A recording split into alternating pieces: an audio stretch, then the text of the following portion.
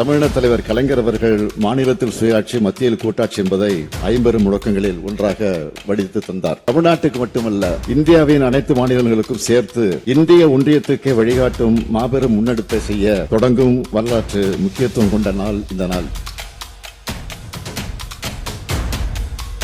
நில உரிமை, நிதி உரிமை உள்ளிட்ட பல கோரிக்கைகளுக்கு நாம் இன்னமும் கடுமையாக போராட வேண்டிய சூழல்தான் உள்ளது. எனவே எல்லா அதிகாரமும் கொண்டவைகளாக மாநில அரசுகளை மாற்றும் வகையில் அரசியலமைப்பு சட்டத்தில் திருத்தம் கொண்டு வர முயற்சிக்கும் சட்ட முன்னெடுப்புகளை நாம் தொடங்கக்கூடிய நாள்தான் இன்றைய நாள்.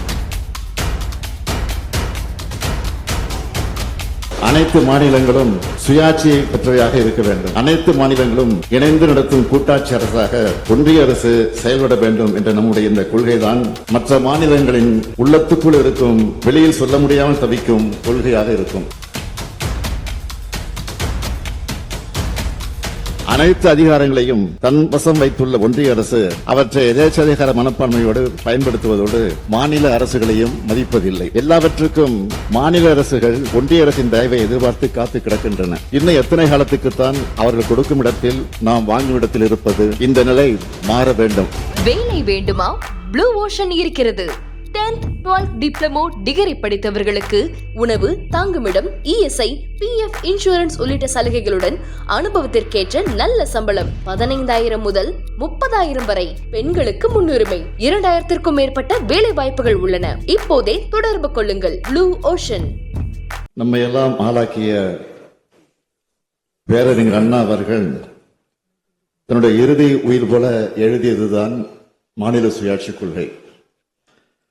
அவருடைய மறைவுக்கு பிறகு தமிழின தலைவர் கலைஞர் அவர்கள் மாநிலத்தில் சுயாட்சி மத்தியில் கூட்டாட்சி என்பதை ஐம்பெரும் முழக்கங்களில் ஒன்றாக வடித்து தந்தார். அதனை முழுமுதல் கொள்கையாக ஏற்றுக்கொண்டுள்ள திராவிட முன்னேற்ற கழக ஆட்சியானது தமிழ்நாட்டுக்கு மட்டுமல்ல, இந்தியாவின் அனைத்து மாநிலங்களுக்கும் சேர்த்து இந்திய ஒன்றியத்துக்கே வழிகாட்டும் மாபெரும் முன்னெடுப்பை செய்ய தொடங்கும் வரலாற்று முக்கியத்துவம் கொண்ட நாள் இந்த நாள். பேரறிஞர் அண்ணாவின் தம்பியாக, தலைவர் கலைஞரின் உடன்பிறப்பாக ஒன்றிய மாநில உறவுகள் குறித்த உயர்நலக் குழுவின் அறிக்கையின் முதல் பகுதியை இம்மாமன்றத்தில் வைக்க இருக்கிறோம். ஒரு மாநிலமாக நம் மக்கள் காணும் கனவுகளை முழுமையாக நிறைவேற்றும் அளவிற்கு நம்மிடம் அதிகாரங்கள் இல்லை. ஏனென்றால் மாநில உரிமைகள் வழங்கும் ஒரு ஒன்றிய அரசு அமையவில்லை. இருக்கின்ற அதிகாரத்தை வைத்துக் கொண்டுதான் சமூக நிதியில், கல்வியில், சுகாதாரத்தில், பொருளாதாரத்தில், உட்கட்டமைப்பு வசதிகளில் முன்னேறி வருகிறோம்.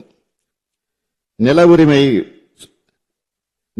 நிதி உரிமை உள்ளிட்ட பல கோரிக்கைகளுக்கு நாம் இன்னமும் கடுமையாக போராட வேண்டிய சூழல்தான் உள்ளது. எனவே எல்லா அதிகாரமும் கொண்டவைகளாக மாநில அரசுகளை மாற்றும் வகையில் அரசியலமைப்பு சட்டத்தில் திருத்தம் கொண்டு வர முயற்சிக்கும் சட்ட முன்னெடுப்புகளை நாம் தொடங்கக்கூடிய நாள்தான் இன்றைய நாள்.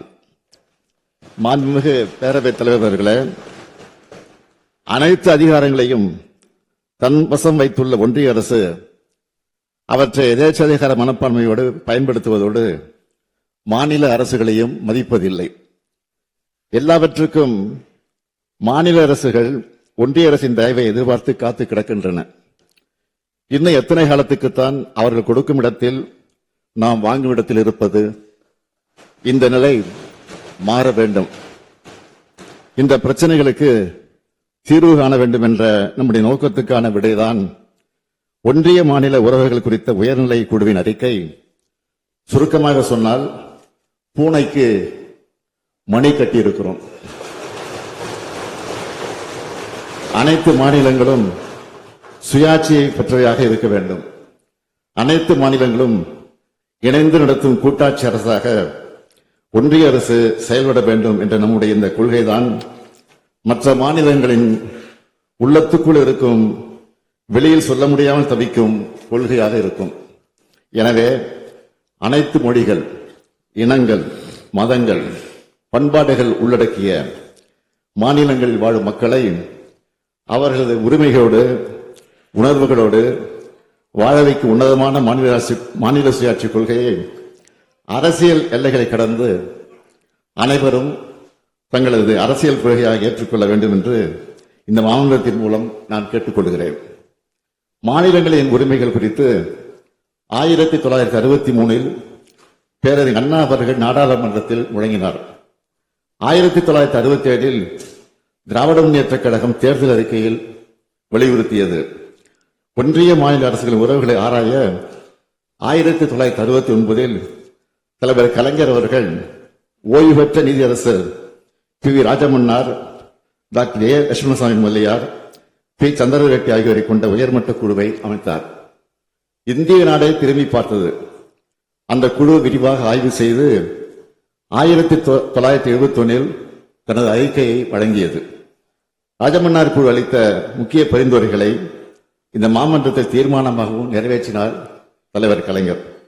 இதனைத் தொடர்ந்து ஒன்றிய மாநில அரசுகளுக்கு இடையேயான உறவுகளை மேம்படுத்திட ஒன்றிய அரசின் சார்பில் 1983 நீதியரசர் சர்க்காரியா தலைமையிலான ஆணையம், 2000 ஆண்டில் வெங்கடாசலயா ஆணையம், 2007 நீதியரசர் பூஞ்சிச்சி தலைமையிலான குழு ஆகியவை அமைக்கப்பட்டு அவற்றின் சார்பில் ஆயிரக்கணக்கான பக்கங்களை கொண்ட அறிக்கைகள் வழங்கப்பட்டும் எந்தவித முன்னேற்றமும் இல்லாமல் ஏமாற்றம் தொடர்கிறது. இன்னும் சொன்னால் மாநில அரசின் பட்டியலில் உள்ள முக்கிய ஆதாரங்களை கூட அடுத்தடுத்து ஒத்திசைவு பட்டியலுக்கு படைமாற்றம் செய்யும் பணிகளே இன்றைய ஒன்றிய அரசால் விரைவாக மேற்கொள்ளப்பட்டு வருகின்றன. மாநிலங்களின் உரிமைகளை ஒவ்வொன்றாக பறிக்கப்பட்டு மாநில மக்களின் அடிப்படை உரிமைகளையே ஒன்றிய அரசிடம் போராடி பெற வேண்டிய இக்கட்டான நிலையில் இருக்கிறோம். ஒன்றிய நிதிக்குழுவின் பரிந்துரை அடிப்படையில் மாநிலங்களுக்கு பகிரப்படும் நிதியானது தொடர்ந்து செம்மையான முன்னெடுப்பு நடவடிக்கைகளால் பொருளாதாரத்தில் முன்னேறியுள்ள மாநிலங்களின் பங்களிப்பிற்கு ஈடாக அல்லாமல் குறைவாக பகிரப்படுகிறது. இதனை அடுத்துத்தான் இத்தகைய இக்கட்டான சூழலில் கூட்டாட்சி கருத்துக்களை வலியுறுத்தும் வகையிலும் ஒன்றிய மாநில அரசுகளின் உறவுகளை கொள்கைகளை மேம்படுத்திடவும் இந்திய அரசமைப்பு சட்டத்தின் விதிக்கூறுகள், நடைமுறையில் உள்ள சட்டங்கள், ஆணைகள் ஆகியவற்றை அனைத்து நிலைகளிலும் ஆராய்ந்து மதிப்பீடு செய்திடவும் மற்றும் அதற்குரிய நடவடிக்கைகளை அரசுக்கு பரிந்துரை செய்திடவும் உயர்மட்ட அளவிலான குழு ஒன்றின் அமைப்பது என தமிழ்நாடு அரசு முடிவெடுத்தது. இப்படி உச்சநீதிமன்ற மேனாள் நீதியரசர் திரு குரியன் ஜோசப் அவர்களை தலைவராகவும் ஓய்வு பெற்ற IAS அதிகாரியும் இந்திய கடற்சார் பல்கலைக்கழகத்தின் மேனாள் துணைவேந்தருமான திரு அசோக் வர்தன் ஷெட்டி அவர்களையும் தமிழ்நாடு மாநில திட்டக்குழு மேனாள் துணைத் தலைவர் பேராசிரியர் மு. நாகநாதன் ஆகியோரை உறுப்பினராகவும் கொண்டு அமைக்கப்பட்ட குழு தனது அறிக்கையை கடந்த 16ஆம் நாள் என்னிடம் வழங்கியது. மாண்புமிகு பேரவைத் தலைவர்கள் மூலமாக மாண்புமிகு பேரவை உறுப்பினர்களுக்கும் தமிழ்நாட்டு மக்களுக்கும் இந்தியாவின் பல்வேறு மாநிலங்களுக்கும் ஒன்றிய அரசுக்கும் நான் சொல்லிக் கொள்வது, மாநில சுயாட்சி வேண்டும், ஒன்றியத்தில் கூட்டாட்சி மலர வேண்டும்.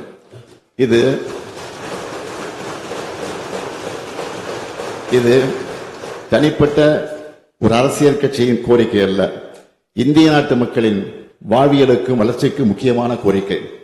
கூட்டாட்சி என்பது வாழ்வியல் உணர்வு.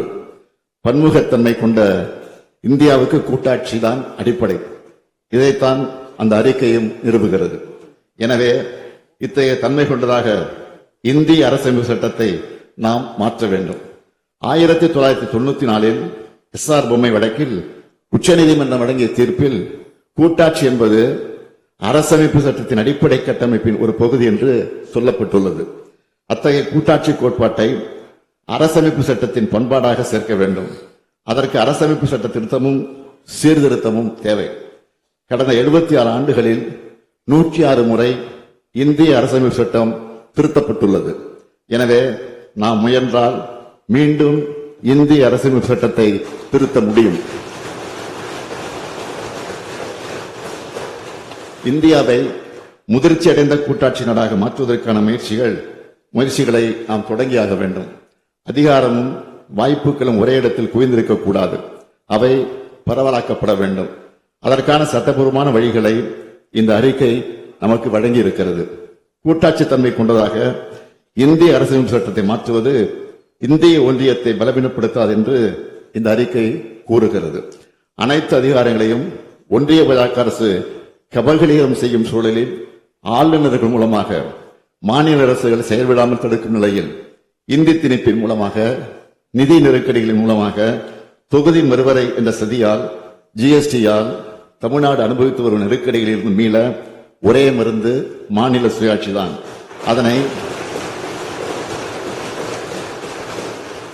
அதனை அரசமைப்பு சட்ட திருத்தத்தின் மூலமாக மட்டுமே அடைய முடியும்.